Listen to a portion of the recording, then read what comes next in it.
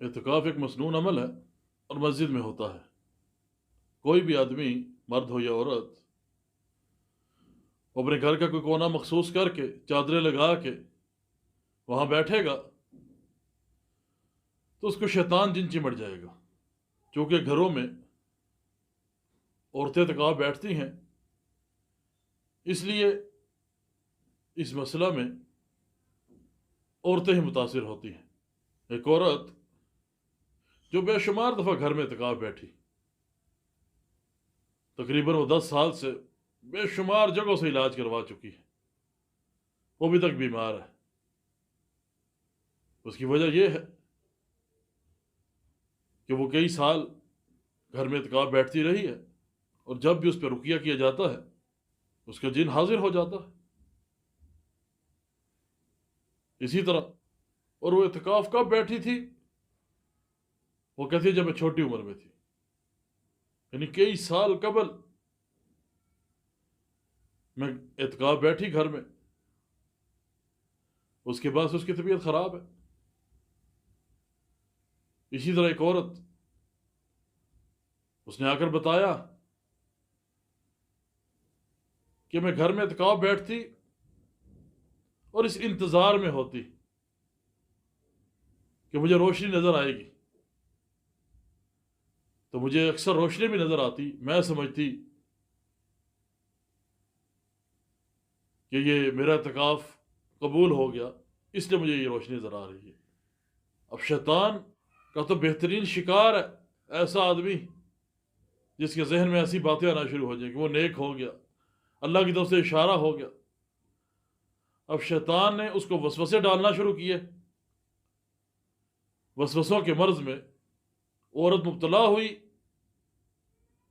آج تک اس کی اولاد بھی اس مسئلہ سے متاثر ہے، یعنی اس کی اولاد کو بھی جنات نہیں چھوڑ رہے۔ ابھی اس رمضان سے بھی کوئی 2-3 جمعے قبل ایک نوجوان آیا میرے پاس، اس نے آگے بتایا کہ والدہ صاحبہ کی طبیعت پچھلے رمضان سے خراب ہے۔ کہتے ہیں وہ اعتکاف بیٹھی ہیں تو 10 دن تو وہ بیٹھی نہیں، جب 10ویں دن ان کو اٹھایا گیا، ان کو کہا گیا چاند نظر آ گیا، وہ آگے سے کہتی ہے نہیں میں اب یہیں رہوں گی، میں تو یہاں سے نہیں اٹھوں گی، اب زندگی یہی گزاروں گی۔ یعنی ان کی زبان سے جن بول رہا تھا، جن نے پکڑ لیا تھا ان کو، تو ابھی ان کا علاج چل رہا ہے۔ اس کی وجہ کیا ہے؟ وجہ یہ ہے کہ شیطان آپ کے انتظار میں ہے، کوئی ایسا کام کرے جس سے اس کو آسانی ہو آپ کو پکڑنے میں۔ اب چونکہ گھر میں اعتکاف بیٹھنا یہ نبی علیہ الصلوۃ والسلام کی سنت کے خلاف ہے، شریعت کے خلاف ہے، اس لیے وہ آسانی سے عورتوں کو پکڑ سکتا ہے۔ جبکہ اگر آپ کتاب و سنت کا مطالعہ کریں تو کتاب و سنت میں ہمیں یہ رہنمائی ملتی ہے کہ اعتکاف مسجد میں ہوتا ہے۔ قرآن مجید میں سورہ بقرہ میں آیت موجود ہے وَلَا تُبَاشِرُوهُنَّ وَأَنْتُمْ عَاكِفُونَ فِي الْمَسَاجِدِ، کہ تم اعتکاف کی حالت میں عورتوں سے مباشرت مت کرو۔ اب اس آیت مبارکہ کی تفسیر میں مفسر قرآن حافظ عبدالسلام بن محمد حافظہ اللہ وہ فرماتے ہیں کہ اس میں اس بات کی دلیل ہے کہ مرد ہو یا عورت اس کا اعتکاف مسجد میں ہی ہوتا ہے، اور نبی علیہ الصلوۃ والسلام کی احادیث سے بھی یہ بات ثابت ہے۔